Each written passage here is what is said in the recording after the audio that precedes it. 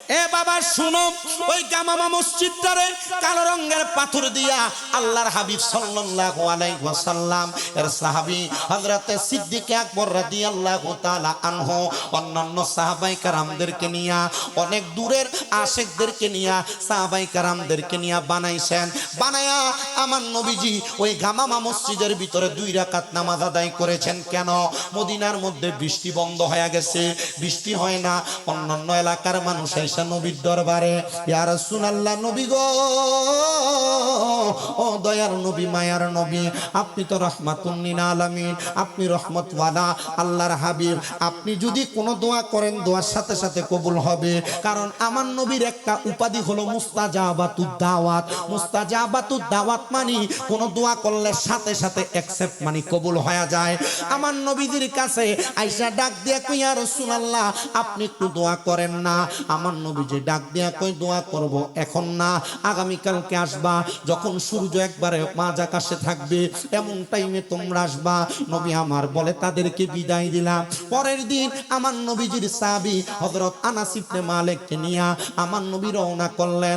এমন টাইমে নবী যখন রওনা করলেন, নবী আমার রওনা করে লক্ষ্য করে দেখলেন নবীজি যাওয়ার আগে ওই সাহাবায়ে কেরাম অন্যান্য মুসাফিরেরা সে জায়গায় নামাজ পড়তেছে। নামাজ পড়ে তারা একসাথে হাত তুলেছে। আমার নবীজি তাদের সামনে যে তাদের দোয়াতে শরীক হইলেন। তারা যেই দোয়া করলেন আমার নবীর সাথে সাথে আমিন বললেন। অনেক বাতিল ফেরকারা, বিশেষ করে বর্তমান আহলে হাদিসদারি বেরিয়েতের মতো নামাজ পড়ে যারা, তারা এরা আমরারে কি সুন্দর কয়, সম্মিলিত দোয়া করা যাবে না, জানাজার পরে দোয়া করা যাবে না। আসেনি? ও বাবা, একটু মনোযোগ দিয়া শোনো, সম্মিলিত দোয়া করা যাবে না, জানাজার পরে দোয়া করা যাবে না, একসাথে অনেক ব্যক্তি বৈশা দোয়া করা যাবে না। ও বন্ধুরে, তাইলে নবী আনাস ইবনে মালিক সহ মদিনার মুসাফিরদেরকে নিয়ে একসাথে দোয়া করলেন। তোমরা যে কয় একসাথে দোয়া করা বেদাত, তাইলে নবী নাকি বেদাত করছে নাকি বেটা? না না না, আমার নবী একসাথে দোয়া করে উম্মতরে শিখিয়ে গেছে একসাথে সম্মিলিত দোয়া করলে দোয়া কবুল হয়। জোরে কোন সুবহানাল্লাহ। এ প্রিয় মুসলমান, যেহেতু একটা কথা ইঙ্গিত দিয়েই ফেলেছি, জানাজার নামাজের পরে দোয়ার কথা। অনেক জায়গায় লাশ লইয়া জানাজা দিয়া ঠুস কইরা দৌড় মারে। এরা আসলে দোয়া চায় না, দোয়ার পক্ষে না। যদি দৌড় মারতে লাগে লাশের খাটটা মুট কইরা ধরবেন। যে মৌলবী কইব বেদাত, এই মৌলবীরে কইবেন আমি আমার মাল লাগা দোয়া করবো, তোর বাপের কি? বসায়া দিয়া কইবেন মেশকাতুল মাসাবিতে একটা হাদিস আল্লাহর নবী বলে, ইজা সাল্লাইতুম আলাল মাইয়িতি ফাখলিসু লাহুদ দোয়া। আমার নবী কয়, ইজা যখন সাল্লাইতুম তোমরা নামাজ আদায় করো, আলাল মাইয়িতি কোন মৃত ব্যক্তির জন্য, ফাখলিসু লাহুদ দোয়া অতঃপর তার জন্য দোয়া করো। নবী কয় মৃত ব্যক্তির জানাজার পরে দোয়া করার জন্য, মৌলবী কয় কাফন দাফনের পরে দোয়া করার জন্য। তো নবীর কথা মানবেন না, মৌলবীর কথা মানবেন। আওয়াজ আসতে দিছেন, নবীর কথা মানবেন না, মৌলবীর কথা মানবেন। মুসলমান আশিক লিখতেছে, ওরে গায়ে জুড়ে বললে কথা, নবীর প্রাণে লাগে ব্যথা, চিরদিন তুই থাকবি না ভুবনে, হাইরে চিরদিন তুই থাকবি না ভুবনে, নিরঞ্জনে দিবে তোরে দোজকের আগুনে, বলেন দিবে তোরে দোজকের আগুনে, নিরঞ্জনে দিবে তোরে দোজকের আগুনে, বলেন দিবে তোরে দোজকের আগুনে, নিরঞ্জনে দিবে তোরে দোজকের আগুনে। তোমার বয়স যখন পড়বে বাটি, সঙ্গী হবে বাঁশের লাঠি, কিছু কিছু কম শুনবি তুই কানে, হায়রে কিছু কিছু কম শুনবি তুই কানে। ওরে বল কমিবে হাতে পায়, পেশারে মাথা ঘুরাই, ছোট অক্ষর দেখবি না নয়নে, বলেন ছোট অক্ষর দেখবি না নয়নে, নিরঞ্জনে দিবে তোরে দোজকের আগুনে। মুসলমান, দুজকের আগুনকে ভয় করলে মৃত ব্যক্তির জন্য জানাজার পরে দোয়া করবা, দোয়া করে তারা দাফন করে আবার দোয়া করবা। যদি সম্ভব হয় ওই মৃত ব্যক্তির কবরের সামনে তালকিন প্রদান করবা। মুসলমান, আমার নবী যখন দোয়া করলেন ওই সাহাবায়ে কেরামকে নিয়ে মসজিদে গামামার ভিতরে 2 রাকাত নামাজ পড়লেন, একসাথে দোয়া করলেন, আল্লাহ এরা বৃষ্টি চায়, আপনি বৃষ্টি প্রদান করেন। একটানা 7 দিন মদিনার এলাকার মধ্যে বৃষ্টি বর্ষণ হয়েছে। আমার নবীকে নিয়ে যখন সাহাবায়ে কেরাম দোয়া করে, সাথে সাথে আমার আল্লাহ তাআলা দোয়াটা কবুল করেছে। এ আমার নসরতপুরের মানুষ, এ হবিগঞ্জের এই পশ্চিম নসরতপুরের জান্নাতের বাগানের বাবারা শুনো, ওই মদিনার মসজিদে গামামার মধ্যে আমার নবী ঈদের নামাজ আদায় করেছে। শুধু তাই না, আমার নবী রাহমাতুল লিল আলামিন নবী মদিনার তাজদার হুজুর নূর মুহাম্মদ সাল্লাল্লাহু আলাইহি ওয়াসাল্লাম বলে, একদিন আমি মসজিদে গামামার দরজার মধ্যে বসে রইলাম, এমন টাইমে আমার আল্লাহ তাআলা হযরতে জিবরাইল আলাইহিস সালাতু ওয়াস সালামকে আমি নবীর কাছে পাঠাইলেন। জিবরাইল আইসা ডাক দিয়া বলে, ইয়া রাসূলুল্লাহ, নবীজি গো, ও দয়ার নবী, মায়ার নবী, আমার আল্লাহ খবর পাঠাইছে আপনার 2 জন নাতি হযরত ইমাম হাসান, হযরত ইমাম হোসেন রাদিয়াল্লাহু তাআলা আনহুমা, এই 2 জনকে আমার আল্লাহর রাস্তার মধ্যে নিয়ে যাওয়ার জন্য। আমার নবী কান্দে আর ডাক দিয়া কই, আখি জিবরাইল, ও ভাই জিবরাইল, আমার এই 2টা নাতিরে আমি আমার আল্লাহর হস্তে দিতে রাজি নাই। আমার আল্লাহরে জিগাইবানি, আমার আল্লাহ তাআলা আমার 2টা সন্তান নাতির বিনিময় আমি নবীর 2টা ছেলে সন্তান আছে, আমার ছেলে সন্তান গুলারে যেন আমার আল্লাহ তাআলা নিয়ে যায়। বন্ধুরে, ও মুসলমান ইমানদারেরা, মুমিন মুসলমানের দলেরা, একটু মনোযোগ লাগায়া শোনো, অন্তরের কান লাগায়া। আমার নবী শুধু বলছে, জিবরাইল আল্লাহর জিগাও, আমার 2টা নাতি ছাড়া আমার 2টা ছেলেরে আল্লাহর হস্তে নিয়ে যাবেনি। আল্লাহ কই, জিবরাইল আমার বন্ধু যেটা ইচ্ছা করেছে, আমার বন্ধুর ইচ্ছাটারে তুমি কায়েম করো, কারণ আমার নবীর প্রত্যেকটা কর্ম আমরা উম্মত এটা ধর্ম হিসেবে পাইছি। মুসলমান রে, আমার নবীজি যখন বলছে, আল্লাহ আমার 2টা নাতিরে নিও না, আমার 2টা সন্তানরে নিয়ে যাও, আল্লাহ দোয়া কবুল করেছে। দোয়া কবুল কইরা নবীজির 2 জন সন্তানকে আল্লাহর রাস্তায় নিয়ে চলে গেছে। কিন্তু আর কিছুদিন পরে আমার দয়াল নবী রাহমাতুল লিল আলামিন নবীজি শীতের সকালবেলা মসজিদে নববীতে ফজরের নামাজ পড়ে সোমবার দিন নবীজি রওনা করলেন মদিনা শরীফের বর্তমান 310 নম্বর গেট থেকে ডাইন দিকে হাইটা সামনের দিকে 15 মিনিট হাঁটলে একটা মসজিদ আছে, যে মসজিদের নাম হলো মসজিদে কোবা। যে কোবা মসজিদে মাত্র 2 রাকাত নামাজ আদায় করলে একটা উমরা হজের সওয়াব পাওয়া যায়। এর কিছুদিন পরে আমার নবীর কাছে হযরত জিবরাইল আমিন আগমন করেন নাই, করবেন। নবী রাহমাতুল লিল আলামিন নবী মদিনার তাজদার হুজুর নূর মুহাম্মদ মুস্তাফা আহমদ মুস্তাফা সাল্লাল্লাহু আলাইহি ওয়াসাল্লাম নবী রওনা করলেন মসজিদে কুবার দিকে। নবী আমার যখন মসজিদে কুবার দিকে রওনা করেন, ওই কুবা মসজিদ এবং মদিনাতুল মুনাওয়ারার মাঝ বরাবর একটা ঘর আছে, মাটির ঘর, যে ঘরটাকে বর্তমান সৌদি সরকার এটাকে সুন্দর করে ব্যারিকেড দিয়ে রাখছে। এই ঘরটা হলো খাতুনে জান্নাত মা ফাতেমাতুজ জহরা রাদিয়াল্লাহু তাআলা আনহার ঘর। মারহাবা কোন। তবে আমি যখন গিয়েছিলাম দেখলাম সেখানে কিছু বাংলাদেশি কাজ করতেছে, সাফাইয়ের কাজ। আমি বললাম, দেশ না একটু খুইলা, যে ঘরের মধ্যে আহলে বায়াত ঘুমাইছে, এই ঘরের দুলাবালি গুলা আমি আমার মুখে লাগাইতাম, খুইলা দেওয়ার পর মুখে ডলা দিলাম। এটার পাশে আলী আদালতে আলী আছে, যে জায়গায় হযরত মাওলা আলী বিচার করতেন, এটার মধ্যে প্রবেশ করে সালাম দিলাম, দোয়া করলাম। এটার পাশে হযরত ইমাম হাসান আর হোসেন যে ঘরে খেলাধুলা করতেন, এই ঘরটার মধ্যে আমি নিজে প্রবেশ করে একটু ওই মাটিগুলা গায়ে লাগাইছি। মুসলমান গো, আমার দয়াল নবী রাহমাতুল লিল আলামিন নবীজি যখন মসজিদে কুবায় প্রতি সোমবারে যাইতেন, নবীজি আমার সোমবার শীতে সকালবেলা যখন রওনা করলেন, যাওয়ার সময় আমার নবীজির মনের মধ্যে নবীর কন্যার জন্য একটু মায়া লাগলো, কারণ বাবারা মেয়েরে বড় ভালোবাসে, মেয়েরও বাবার একটু বেশি মোহাব্বত করে। নবী আমার যখন খাতুনে জান্নাত মা ফাতেমার কথা মনে পড়লো, কারণ নবীর তো মনেই পড়বে, কারণ খাতুনে জান্নাত নবীর উম্মতের যত মহিলা আছে তাদেরকে জান্নাতে নিয়ে যাবে। কেন কেন? খাতুনে জান্নাত মা ফাতেমা ওই জান্নাতের মহিলাদের সরদারিনী।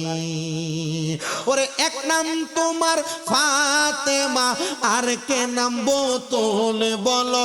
এক নাম তোমার ফাতেমা, আর কে নাম বোতলে, তুমি জান্নাতি বলো বলে মাগো নুরানি পুতুল, তুমি জান্নাতি বলো বলে মাগো নুরানি পুতুল। তুমি আহলে বায়াতে মাগো আহলে বায়াত, তোমার জন্য নাজিল হলো কোরআনের আয়াত।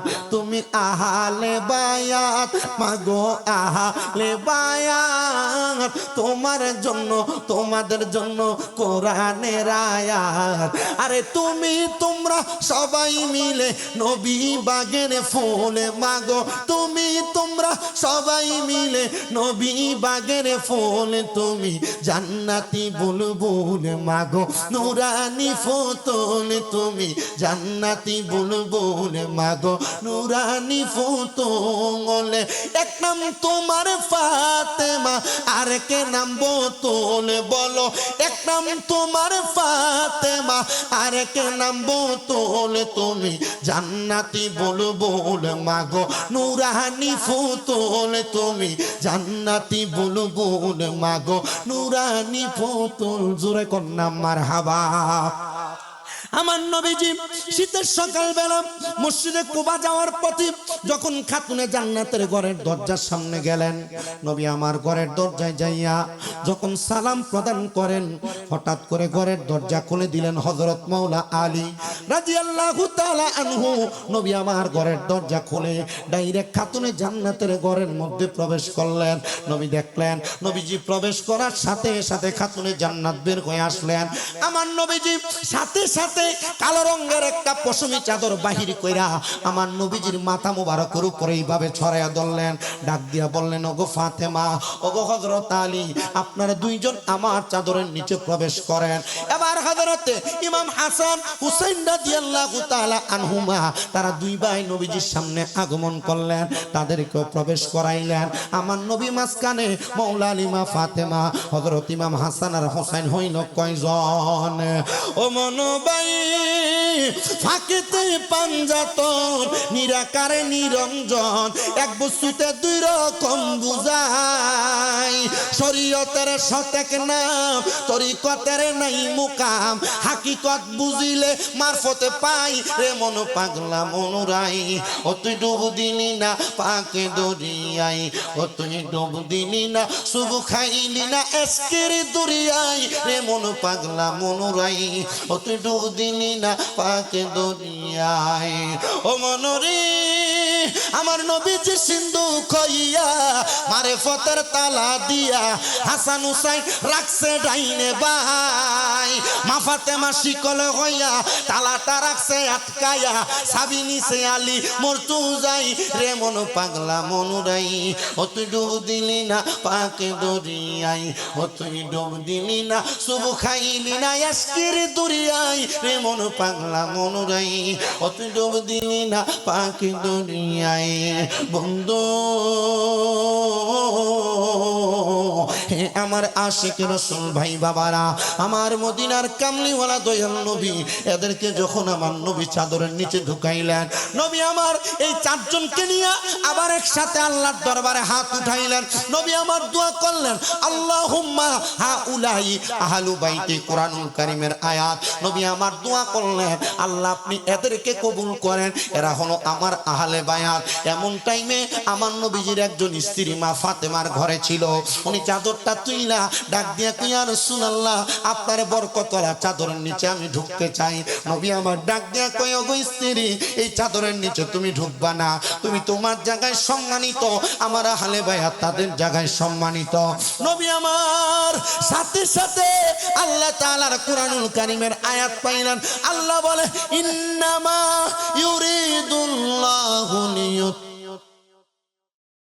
ليذهب عنكم الرجس أهل البيت ويطهركم تطهيرا আল্লাহ জানায়া দেয় নবী নিশ্চয় যারা আপনার বংশধর মানে আহলে বায়াত আমি আল্লাহ তাআলা আপনার বংশধর থেকে সকল প্রকার অপঙ্কুলতা দূর করে আমি আল্লাহ তাদেরকে পবিত্র বানায়া দিছি নবী আমার এই আয়াতে কারিমা নাযিল হওয়ার পরে নবীজি দুইজন নাতিকে দুই হাতে ধরলেন আমার নবীজি ধইরা সুন্দর করে বাহিরের দিকে বের হয়ে যাচ্ছে এমন টাইমে আমার নবীজি রাহমাতুল লিল আলামিন নবীর দুইজন নাতি নিয়ে যখন হাঁটার সময় ছোট ছোট মানুষ একবারে পাতলা শরীরের অধিকারী হাসান হুসাইন রাদিয়াল্লাহু তাআলা আনহুমা এই দুইজন যখন মক্কা মদিনার রাস্তা দিয়ে হাঁটে তারা উপশব্দ ব্যবহার করলেন তাদের পায়ের নিচে পাথরের টুকরা যখন লাগলো নবী আমার আদর করে এই দুইজন ভাইকে নবী আমার নবীর কাঁধ মুবারকের মধ্যে উঠাইলেন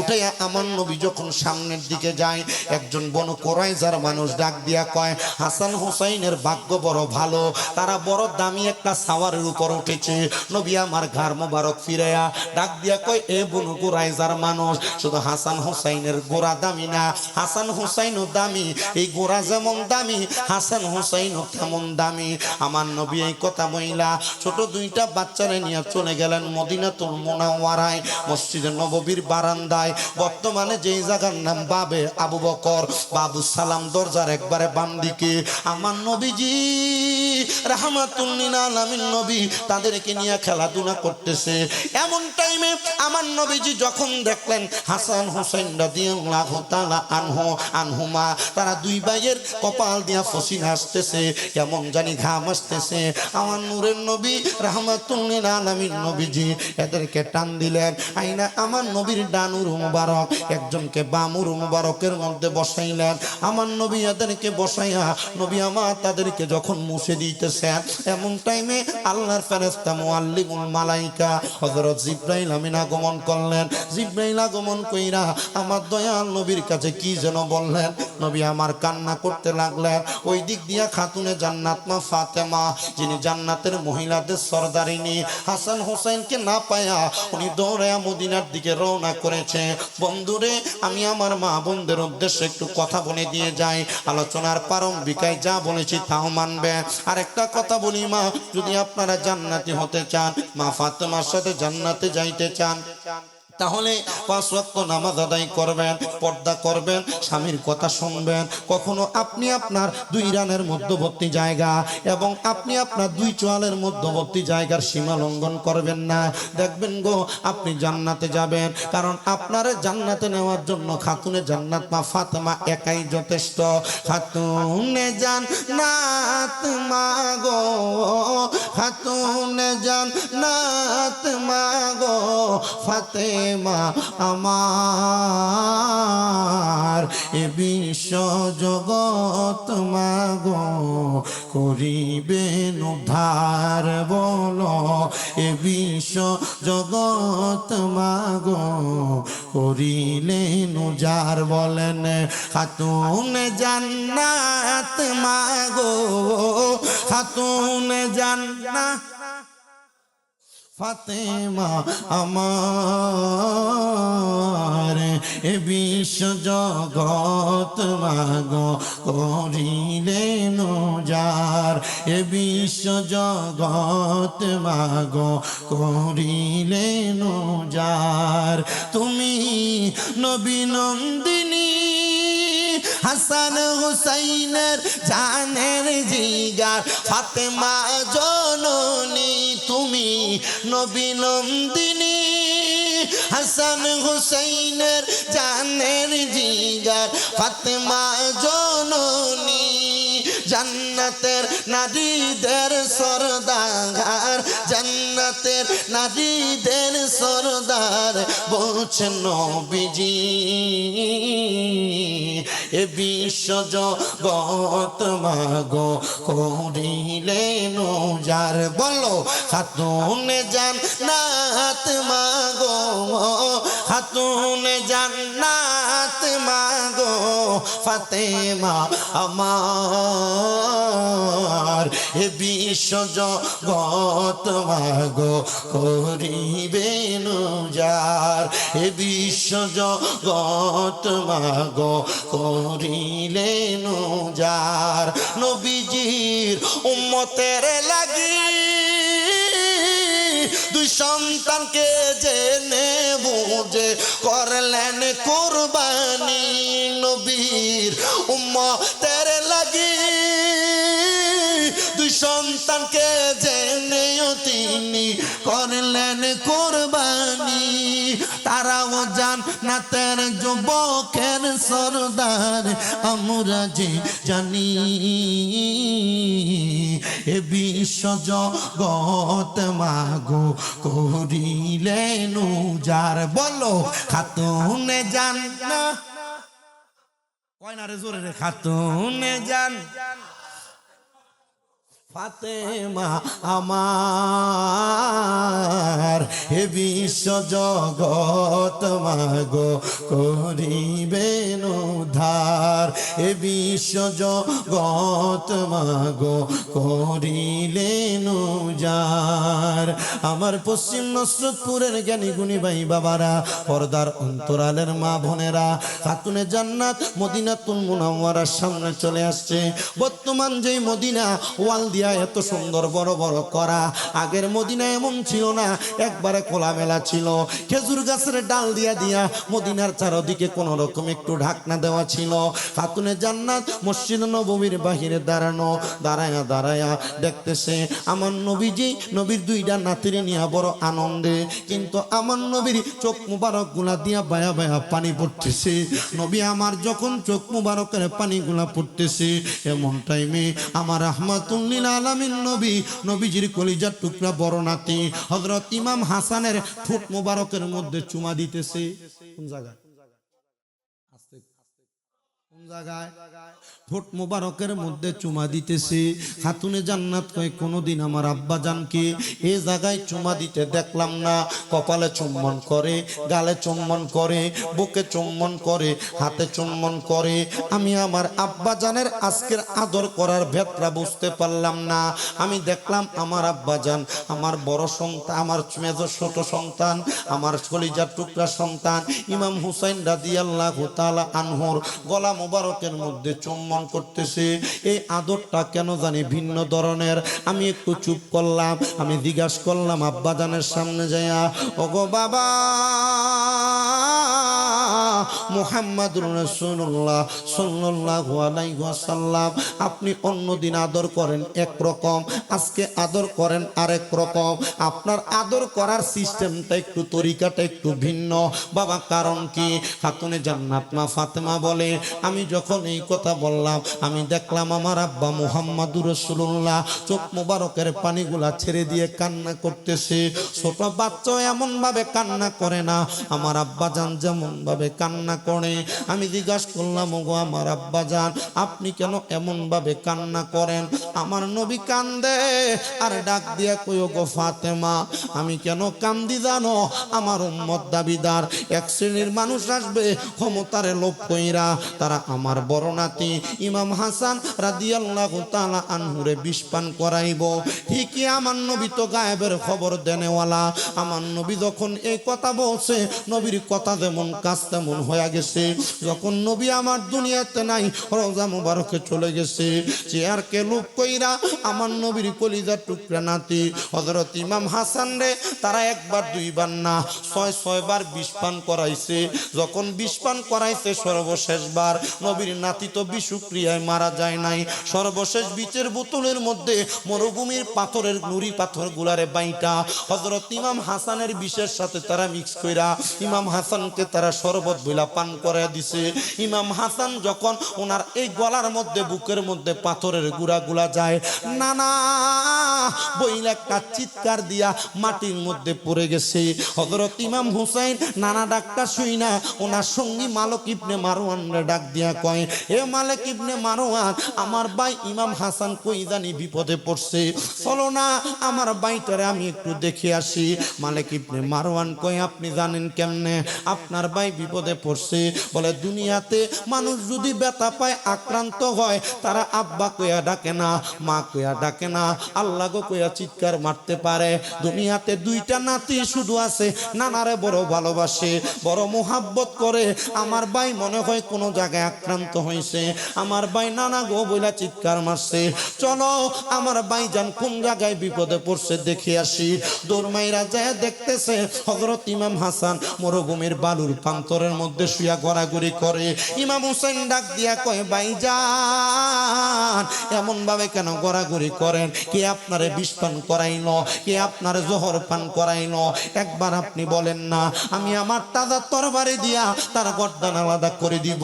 ইমাম হাসান তখনও কয়, ভাইজান এখন যদি আপনি তাদের গলা আলাদা করে দেন, আমার নানার উম্মতেরা কিয়ামত পর্যন্ত দুনিয়াতে আসবে, এদের ঈমান পরীক্ষা করার জন্য এজিদ থাকবে না, তো ঈমান ঠিক রাখবে কেমনে? এদের ঈমানটা পরীক্ষা করার জন্য কিছু এজিদও থাকা দরকার। ইন্নাল্লাহা মা'আস সাবিরিন, আপনি ধৈর্য ধারণ করেন। খোদার কসম, বর্তমানে এমন অনেক মৌলবী সুন্দর দাড়ি টুপি পাঞ্জাবি পাগড়িওয়ালা, যারা এজিদের নামের শেষে রহমতুল্লাহ আলাই লেখে, যারা এজিদে হাফেজে কোরআন বানাইতে চায়, যারা এজিদে আলেম বানাইতে চায়, খোদার কসম করে বলি, নবীর নাতির গলা মুবারকে যারা ছুরি চালাইছে, এজিদের দলের মধ্যে শত শত কোরআনে হাফেজ ছিল, হাজার হাজার মুফতি ছিল, হাজার হাজার আলেম ছিল, কিন্তু তাদের অন্তরে আহলে বায়াত ফাঁক ফানজাতনের ভালোবাসা ছিল না। আরে আহলে বায়াতের প্রেম নাই তো ঈমান নাই। এই আলেম দিয়া কি করবা? এই টুপি দিয়া কি করবা? এই পাগড়ি দিয়া কি করবা? আল্লাহর নূরে নবী পয়দা, কোরআনে প্রমাণ। আরে হুবে রাসূল ঈমানের মূল, হাদিসে প্রমাণ। বলো হুবে রাসূল ঈমানের মূল, হাদিসে প্রমাণ। বলো আল্লাহর নূরে নবী পয়দা, কোরআনে প্রমাণ। বলো আল্লাহর নূরে নবী পয়দা, কোরআনে প্রমাণ। হুবে রাসূল ঈমানের মূল, হাদিসে প্রমাণ। আরে দয়াল নবীজির প্রেমে কান্দে না যার প্রাণ। বলো দয়াল নবীজির প্রেমে কান্দে না যার প্রাণ। শুধু টুপি দাড়ি পাগড়ি দ্বারা হয় না মুসলমান। লম্বা পাগড়ি মসজিদের মিম্বরে দাঁড়ায় কোন নবী মাটি, লম্বা পাঞ্জাবি মসজিদের মিম্বরে দাঁড়ায় কোন নবীর সালাম দেওয়া যাবে না। লম্বা পাগড়ি ইয়াজিদের নামের শেষে রহমতুল্লাহ আলাইহি। এজন্য কয় দয়াল নবীজির প্রেমে কান্দে না যার প্রাণ। বলো দয়াল নবীজির প্রেমে কান্দে না যার প্রাণ। শুধু টুপি দাড়ি পাগড়ি দ্বারা হয় না মুসলমান। শুধু টুপি দাড়ি পাগ, আল্লাহর নূরে নবী পয়দা, কোরআনে প্রমাণ। বলো আল্লাহর নূরে নবী পয়দা, কোরআনে প্রমাণ। হুব্বে রাসূল ঈমানের মূল, হাদিসে প্রমাণ। বলো হুব্বে রাসূল ঈমানের মূল, হাদিসে বয়ান। এ প্রিয় মুসলমান, ইমাম হাসানকে বারবার বলা হয় কে বিষ পান করাইলো, উনি তাদের নাম বলে না, শুধু আমাদের ঈমানটারে পরীক্ষা করার জন্য। এই কথাটারও একজন আশিক সুরে সুরে লেখে, আরে ও ভাই কহে একেবার শুনি, আরে কে তোমারে খাওয়াইলো জহর? নবীজির পরা নিরে বাইরে আমার সোনার চন্দ্রমণি। বলেন ও ভাই কহে একেবার শুনি, আরে কে তোমারে খাওয়াইলো জহর? নবীজির পরা নিরে হে বাইরে আমার সোনার চন্দ্রমণি। আকাশ কান্দে বাতাস কান্দে, কান্দে দরিয়ার পানি। ওরে দুই পুত্র হারাইয়া কান্দে জান্নাতে ফাতেমা জননী রে বাইরে আমার সোনার চন্দ্রমণি আল্লাহ বলে ও জিবরাইল যাও না রে চলিয়া ওরে ৭০,০০০ ফেরেশতা আনো জানাজার লাগি ইয়ারে বাইরে আমার সোনার চন্দ্রমণি ছোট ভাই কই বড় ভাই রে ও ভাই কেমনে যাও চলিয়া আজকে থেকে গেলাম গো আমি বাইহারা হইয়া রে বাইরে আমার সোনার চন্দ্রমণি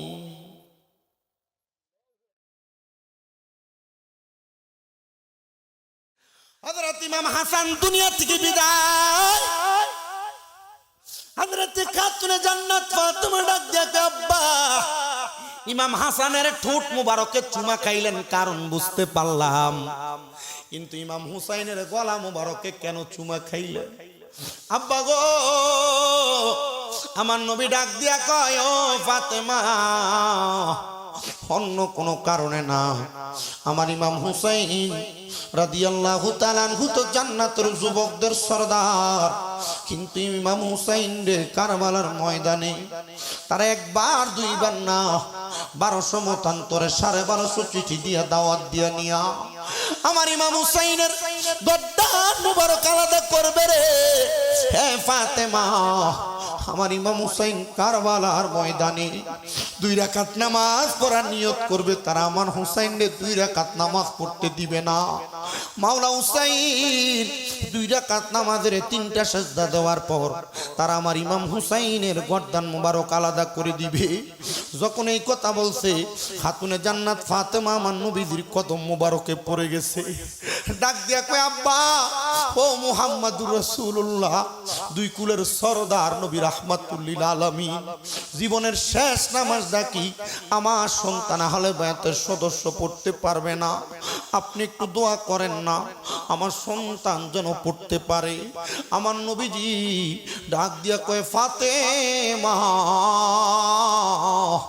আমার আল্লাহ বলছে আমার ইমাম হুসাইনের বাকি একটা সেজদা কাল ময়দানে মাশরে যখন লক্ষ কোটি কোটি উম্মত থাকবে এদের সম্মুখে আমার হুসাইন ময়দানে মাশরে আল্লাহর কুদরতি কদমে একটা সেজদা দিবে ওই একটা সেজদা দিয়া ইমাম হুসাইন ততদিন পর্যন্ত ওনার মাথা মুবারক উঠাবে না যতদিন পর্যন্ত ইমাম হুসাইনের নানার একটা গুনাহগার উম্মত জাহান্নামে আছে আরে নবীর সুপারিশ আমরা আশা করি যারা বলে কবরে নবী মইরা পইচা গইল্লা গেছে গা নবীর কোনো খবরই নাই এ ব্যাককলেরা জানে না আমার নবী না শুধু নবীর নাতির সুপারিশে নবীর উম্মত জান্নাত পেয়ে যাইব নবীর নাতিরা সুপারিশ করলে নবীর উম্মতেরা জান্নাতে চলে যাবে মুসলমান খাতুনে জান্নাত ফাতেমা তু জহরা ডাক দিয়া কয় আব্বা জান আপনি শুধু একটু দোয়াই করেন শুধু আপনি একটু দোয়াই করেন সাথে সাথে আমার নবীজি দোয়া করে দিলেন দোয়াটা করে দেওয়ার পর খাতুনে জান্নাত ফাতেমা তু জহরা ডাক দিয়া কয় ও আব্বা জান আপনি আমার সন্তানের জন্য আমার আহলে বায়াতের জন্য একটু বেশি করে দোয়া করেন আমার নবীজি দোয়া করলেন দোয়া কবুল হয়ে গেছে খাতুনে জান্নাত এয়ারপোর্ট থেকে কোনোদিন ওনার মুখ দিয়ে হাসেন নাই শুধু খাতুনে জান্নাত না হযরত সাকিনা আহলে বায়াতের একজন সদস্য ছিল উনি কোনোদিন ওনার মুখ দিয়ে হাসে নাই জিজ্ঞাসা করা হয় ও খাতুনে জান্নাত কেন আপনি হাসেন না উনি কয় আমি তো দুনিয়াতে থাকবো না আমি কেমনে হাসবো শুধু কেমনে হাসবো এই কথাটা বইলা বারবার ওনার জবান দিয়ে বলছে আমি যদি হাসতে পারতাম তাহলে আমি আমার সন্তানের শহীদটাকে মাইনা নিতাম আমি মানতে পারি নাই শুধু মানছি একটা কারণে আমার গুনাহ আমার আব্বা জানে জমানের গুনাহগার উম্মতদেরকে আল্লাহ মাফ করে দিবে। শুধু খাতুনে জান্নাত সন্তানের ব্যথায় কাঁদছে রে। আজকের জান্নাতের বাগানে অনেক সন্তান বসেছো, যাদের জন্য তোমাদের মা বাবাও কান্দে। আহলে বায়াতের মুহাব্বতের কথাটা বইলা দিয়া আমি অল্প কয়েকটা কথা বলে দিয়ে যে আম্মা আব্বার খেদমতের উপরে কলিজার টুকরা যুবক ভাই মুরব্বী বাবাজিরা, তোমাদের মা বাবা তোমাদের জন্য কান্দে। শুধু তুমি হয়তো দেখো তোমার মা বাবা তোমারে ধমক দেয়, কোনো কাজ করতে গেলে বারবার তোমারে ডাক দেয়, তোমার কোনো কাজের মধ্যে বাধা দেয়, কিন্তু জানো তোমার মা বাবার রাগের চোখের মধ্যে, রাগের মাথার মধ্যে তোমার জন্য একটা স্পেশাল দোয়া আছে। ওই দোয়ার কারণে দুনিয়ার ছোট মানুষগুলা বড় হইতে আল্লাহ তাআলা দেরি করেন না। আমি আপনাদের কাছে বড় জোরে একটা আবদার জানাই, যদি আপনাদের কারোর মা বাবা বাড়িতে থাকে, আজকের মাহফিল সফল হবে কিনা কবুল হবে কিনা আমি জানি না, তবে একটা গ্যারান্টি দেয়া যায়, আপনারা শুধু ওয়াদা করেন এখান থেকে বাড়িতে যাইয়া আপনার মা আপনার বাবার সাথে কোনোদিন যদি অন্যায় করে থাকেন, বলে হুজুর কোনোদিন অন্যায় করি নাই, অন্যায় করেন আর না করেন, এখান থেকে বাড়িতে যে মা বাবার পায়ে ধরে মাপ চাইবেন, অসুবিধা হবে। মা বাবার পায়ে ধরে মাপ চাইবেন, শুধু মাপ চাইবেন না, যদি সুযোগ পান মা বাবার কদমে চুমা দিবেন। আমি আমার জীবনের ছোট্ট একটা কথা বলে আমি আপনাদের কাছ থেকে বিদায় নিব, যেহেতু আমার সিগন্যাল চলে আসছে। মুসলমান, আজকে 1 বছরের কাছাকাছি সময় আমার আম্মা যেন সুস্থ, পিএলআইডি অপারেশন হওয়ার কারণে ভালো করে হাঁটতে পারে না, তবে আজকে 3-4 দিন হয় আমার আম্মা যেন লাঠি ছাড়া একটু কষ্ট করে হাঁটার চেষ্টা করে। আমার আম্মা যেন যখন প্রথম হসপিটালে ভর্তি হয়, আমি আমার এই হাতটা দিয়া আমার আম্মা জানকে যখন আলগি দিয়া খাবার খাওয়াইতে উঠাইছি, আমি দেখছি আমার আম্মা জান চোখের পানিগুলা ছেড়ে দিছে। আমি জিজ্ঞাসা করছি মা কান্দেন কেন? আমার জবাব দিতে পুত্রে, তোরা আমার জন্য কত কষ্ট করতেছস। আমি শুধু মনে মনে কইছি মা আপনাদের একটু খাস দোয়ার বরকতে কাইটা গেছে এটা বাবা সিলানি দাও না, হেরে কই লাভ হইতো না এখন। আমি বলছি আম্মা জান, ও গো আমার আম্মা জান, আমি আপনার জন্য সামান্য গুলা করতে পারবো না, আর করবোটা কি? আমি আমার মারে যখন আমি সর্বপ্রথম বাড়িতে নিয়ে যাই, 2 মাস 10 দিন পর্যন্ত আমি আমার নিজের বিছানাতে আমার পিঠ লাগায় ঘুমাই নাই। আমার মা শুইছে খাটে, আমি আমার আম্মা জানের পাশে নিচে টাইলসে বিছান করে ঘুমাইছি। আমার মা যতক্ষণ চোখ খাটে নাই আমি ততক্ষণ পর্যন্ত আমার চোখ বন্ধ করি নাই। আমার মায়ের আমি আপনাদের কাছে বললে আমার সম্মান কমবে না, দাম কমবে না। এই 2টা হাত দিয়ে আমি আমার আম্মা জানের প্রস্রাব পায়খানাগুলা পরিষ্কার করেছি। আব্বাজি, আমি মনে মনে একটা জিনিস আলাদা করেছি, আমার মা যতদিন সুস্থ হবে না ততদিন পর্যন্ত আম্মা জানের খেদমত দ্বন্দ্ব হবে না। আমি আমার আম্মা জানের খেদমতটা সব সময় জারি রাখছি। তবে একটা কথা বলে যাই, আমি যে জায়গায় আলেম হয়ে আপনাদের সামনে বসেছি, কামেল পরীক্ষা দিয়েছি ফিকাতে, আমার আগের বক্তা লোকমান হোসেন তাহিরি বলে গেছে একসাথে পরীক্ষা দিয়েছি ফিকাতে। ও মুসলমান ইমানদারেরা, আমি আমার এলেমের জোর দিয়ে ওয়াজ করি না। কুমিল্লা শহরে আমার 5-6টা মাদ্রাসা, আমি আমার এই যোগ্যতা দিয়ে ওয়াজ করি না। আমি যেই দিন মাদ্রাসায় ক্লাস 6-7-এ পড়ি, ওই সময় অবস্থা আমি ওয়াজে শুনছিলাম আম্মা আব্বার পায়ে চুমা দিলে আল্লাহর জান্নাতের চৌকাঠে চুমা দেওয়ার সওয়াব পাওয়া যায়। এরপর থেকে আমি বাড়িতে যে আম্মা আব্বার পায়ের মধ্যে চুমা দিছি, এখনো মাঝে মাঝে সুযোগ পাইলে আম্মা আব্বার পায়ের মধ্যে আমি চুমা দেওয়ার চেষ্টা করি। আমার দাম কমে না, সম্মান কমে না, ইজ্জত কমে না। আজকের মাহফিল কবুল হবে কিনা এটার গ্যারান্টি কেউ দিবি কিনা আমি জানি না, তবে একটা গ্যারান্টি দেওয়া যায়, আগামীকালকে যদি শোনো শামীম ব্রাদার ওয়াশিন এলাকার কোনো মুরব্বীরা দোকানে বলতেছে, হ্যাঁ আমার সন্তান বাড়িতে যে আমি বাপের পায়ে ধরে মাপ চাইছে, চুমা খাইছে, মনে করবা মাহফিল আল্লাহর দরবারে কবুল হয়ে গেছে। কোনো মহিলা বলতেছে, হ্যাঁ আমার সন্তান আমার পায়ে ধরে মাপ চাইছে, মনে করবা কবুল হয়ে গেছে। দুনিয়ার টাকা পয়সা দম দৌলতের মালিক হইলে শান্তি পাওয়া যায় না, একমাত্র আম্মা আব্বার কদমের কাছে ছোট হইলে শান্তি পাওয়া যায়। যদি শান্তি তালাশ করতে চাও আম্মা আব্বার কদমের কাছে ছোট হয়ে যাও। আরেকটা কথা বলি রে মুসলমানেরা, অনেকে চিন্তা করে হুজুর যাদের বাড়িতে আব্বা আছে তারা বাড়িতে যাই আব্বার পায়ে ধরে মাপ চাইবো, আমার তো আব্বা নাই, আমি কার পায়ে ধরে মাপ চাইবো? হুজুর যাদের বাড়িতে মা আছে তারা বাড়িতে যাই মার পায়ে ধরে মাপ চাইবো, আমার তো মা নাই, আমি কার পায়ে ধরে মাপ চাইবো? এই সন্তানের দল আম্মা আব্বা যদি দুনিয়াতে না থাকে, আজকের মাহফিলের আখিরি মুনাজাতের মাধ্যমে একটা দোয়া করবা, আল্লাহ যেন তোমার মা বাপরে মাফ করে দেয়। আমার নবী বলেন, দুনিয়াতে কোনো সন্তানের মা বাপ মারা যাওয়ার পরে ওই সন্তান যদি রব্বির হামহুমা কামা রব্বায়ানি সগীরা বইলা দোয়া করে চোখের মনি কোঠায় একটা মাছির মাথা পরিমাণ পানি ছেড়ে দেয়, ওই পানি মাটিতে পড়ার আগে আমার আল্লাহ তাআলা তার মা বাবার জীবনের গুনাহ মাফ করে দেয়। জানি না কার মা নাই, কার বাবা নাই, এখান থেকে বাড়িতে যা কে কার মা বাবার মুখ দেখবার কে দেখবা না। আমি শুধু একটা সন্তান চাইবো, যে এই সন্তানটা শুধু হাতটা তুলে বলবে হুজুর আমার মা নাই, আমার বাবা নাই, আমি মাপ চাওয়ার মতো কোনো সুযোগ নাই। একটা ঈদুল ফিতর চলে গেছে, সামনে ঈদুল আজহা আসতেছে, আমার মা বাবা বড় কষ্ট করে আমারে মানুষ করছে, আমারে কোরবানির একটু গোশত খাওয়াইতে পারে নাই, মানুষের বাস থেকে চাইয়া চাই না আমার মা বাপ খাওয়াইছে।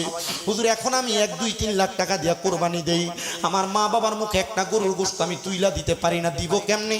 আমার মা বাবা কবরে। পশ্চিম নসরতপুরের বাবারা, মা বাপ যদি বাইচা থাকতো, মা বাপরে যদি তুমি খাওয়াইতা, তুমি যদি প্রতি মাসে 2000 টাকা করে মা বাবার খাওয়ান খোরাক দিতা, 12 মাসে 24,000 টাকা খরচ লাগতো। তুমি যদি তোমার মা বাবারে প্রতি মাসে 1000 টাকা করে হাত খরচের টাকা দিতা, 12 মাসে 12,000 টাকা লাগতো। ঈদের দিনে তুমি তোমার মা বাপরে ভালো কোনো জামা কাপড় পরাইতে পারো নাই, মা বাপ কবরে। যদি তুমি প্রতি বছর মা বাপরে জামা কাপড় কিনা দিতা, 2-3 হাজার টাকা কি বছরে লাগতো না?